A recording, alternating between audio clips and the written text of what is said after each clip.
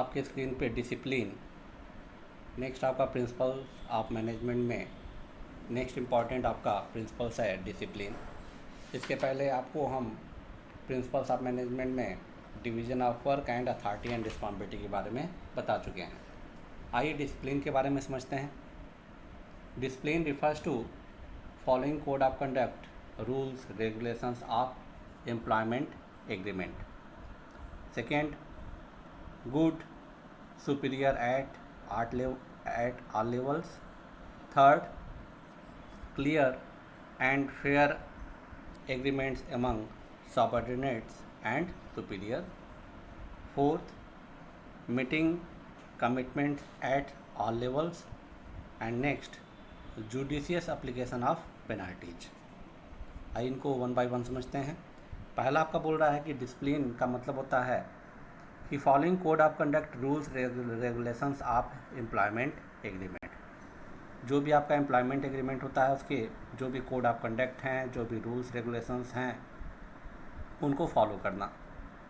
Good superior at all levels, आपके हर एक level पे, चाहे तो वो टॉप लेवल हो, मिडिल लेवल हो या लोअर लेवल हो, सुपीरियर्स अच्छे होने चाहिए जो कि सबऑर्डिनेट की बात को समझें और उनके स्टेटमेंट को भी पूरा रिस्पेक्ट दें।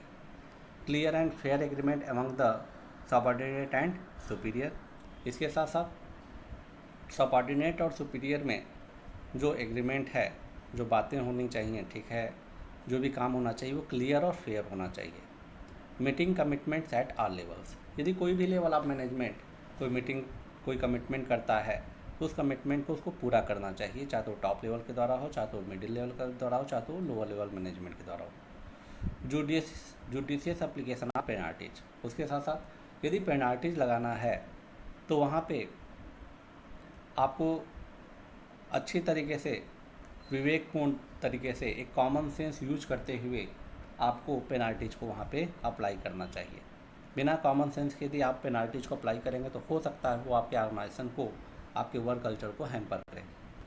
Fuel insists that discipline is required at superior as well as subordinate level. Fayol वास्तव में इस बात पे जोर देते हैं कि जो डिसिप्लिन है वो सुपीरियर लेवल और सबऑर्डिनेट लेवल दोनों पे ज़रूरत होता है। दस, disciplinary rules shall not be applicable only on subordinate but discipline requires good superior at every level. वास्तव में जो डिसिप्लिनरी रूल्स होते हैं वो सिर्फ आपके सबऑर्डिनेट लेवल पे ही आपको अप्लीकेबल नहीं करने चाहिए, बल्कि डिसिप्लिन आपके सुपीरियर लेवल पे भी, प्रत्येक लेवल पे, अच्छे सुपीरियर लेवल पे भी इसको आपको क्या करना चाहिए, अप्लाई करना चाहिए।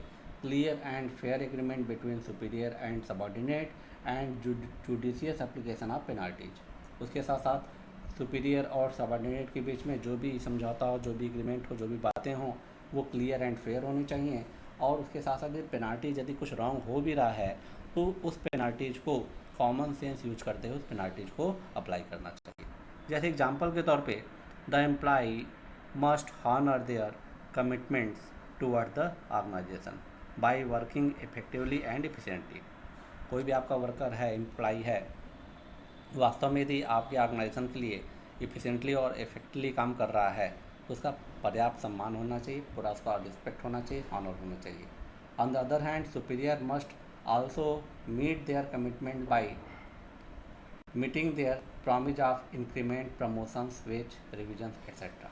इसके साथ साथ आपका सुपीरियर के लिए भी ये डिसिप्लिन ज़रूरी है कि उनके द्वारा जो भी कमिटमेंट किया जाता है, इंक्रीमेंट का हो या प्रमोशन का हो या वेज रिवीजन का हो, वो सभी कमिटमेंट इन सुपीरियर के द्वारा भी पूरा किए जाने चाहिए। तो इसका मतलब जो डिसिप्लिन है वो दोनों लेवल पे आपका अप्लीकेबल होता है, चाहे तो वो सुपीरियर लेवल हो, चाहे तो वो सबऑर्डिनेट लेवल पे हो। इसके कुछ पॉजिटिव इफेक्ट होते हैं। यदि आपके ऑर्गेनाइजेशन में डिसिप्लिन का प्रिंसिपल अप्लाई है तो इसका पॉजिटिव इफेक्ट ये होगा कि systematic working in the organisation, जो भी वर्क होगा आपके ऑर्गेनाइजेशन में वो सिस्टमेटिक वे में होगा। इससे आपका यदि सिस्टमेटिक वर्किंग कंडीशन रहेगा ऑर्गेनाइजेशन में तो इससे वर्कर्स की जो एफिशिएंसी है वो लगातार इंक्रीज करती जाएगी, इम्प्रूव करती जाएगी। It means it's improve efficiency. ये positive effect of this principle रहा डिसिप्लिन का। इसके कुछ consequences of violation of this principle, यदि ये प्रिंसिपल आपका ऑर्गेनाइजेशन में अप्लाई नहीं हो, तो क्या रॉन्ग इफेक्ट आएंगे, क्या नेगेटिव इफेक्ट आएंगे। पहला आएगा आपका डिसऑर्डर, कन्फ्यूजन एंड चॉस। वास्तव में आपके ऑर्गेनाइजेशन में डिसऑर्डर रहेगा, अस्त व्यस्तता रहेगी, हमेशा वर्कर्स कंफ्यूज रहेंगे, उनमें आपस में झगड़ा होता रहेगा। Wastage of resources in absence of discipline. आपके पास यदि रिसोर्सेज हैं भी तो क्या रहेगा, उसका वेस्ट होता रहेगा, और आप डिसिप्लिन न होने के कारण रिसोर्सेज बेकार पड़े रहेंगे आपके पास। Delay in work due to absence of rules and regulations. इसके साथ साथ आपके रूल्स एंड रेगुलेशंस न होने के कारण आपका जो वर्क होता जाएगा वो क्या होता जाएगा, धीमा होता जाएगा, डिले होता जाएगा। कीवर्ड्स कुछ हैं आपके डिसिप्लिन के, जब भी आप आंसर डिसिप्लिन का दें तो इन कीवर्ड्स को यूज कीजिएगा। फर्स्ट है framing of rules and regulations, following a code of conduct, meeting of commitments by subordinates as well as by superior, clear and fair agreement between superior and subordinate and judicious applications of penalties. Discipline का बहुत important है। आइए कुछ इसके case studies को भी देख लेते हैं। आपको स्क्रीन पे दिखाता होगा एक केस स्टडीज डिसिप्लिन से रिलेटेड ही है, कि ऐसा क्वेश्चन बोर्ड में आता है कभी कभी। Voltage India Limited is manufacturing LED bulb to save electricity and running under heavy loss. जो वोल्टेज इंडिया लिमिटेड है वो LED बल्ब का मैन्युफैक्चरिंग करती है जिससे इलेक्ट्रिसिटी का सेव हो सके, और वो लगातार एक भारी नुकसान में चल रहा है। To revive from the losses the management thought of shifting the unit to a backward area where labour is available at low cost.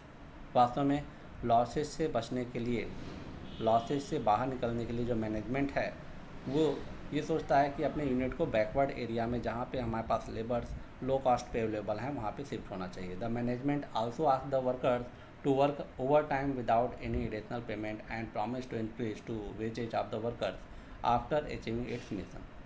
Management worker को ये भी बोलता है कि आप ओवर टाइम कीजिए और उसके लिए आपको कोई एडिशनल पेमेंट नहीं किया जाए, लेकिन ये प्रॉमिस करती है कि उनके वेजेस को इंक्रीज कर दिया जाएगा यदि हम लॉस को अपना कवर कर लें और प्रॉफिट अर्न करना चालू कर देगा। तो with in a short period the company started earning profit. कुछ समय बाद ही कंपनी क्या करना फ्रेंड्स, इसके बाद कंपनी धीरे धीरे प्रॉफिट अर्न करना स्टार्ट कर देगी, और with in a short period the company started earning profit because both the management and the workers honoured there commitment. क्योंकि जो मैनेजमेंट था और जो वर्कर थे दोनों ने अपने कमिटमेंट को पूरा किया, जिससे कंपनी अपने लॉस को रिकवर कर करके प्रॉफिट को अर्न करना चालू किया। State the principles of management described in the above para. This principle is discipline. Thank you.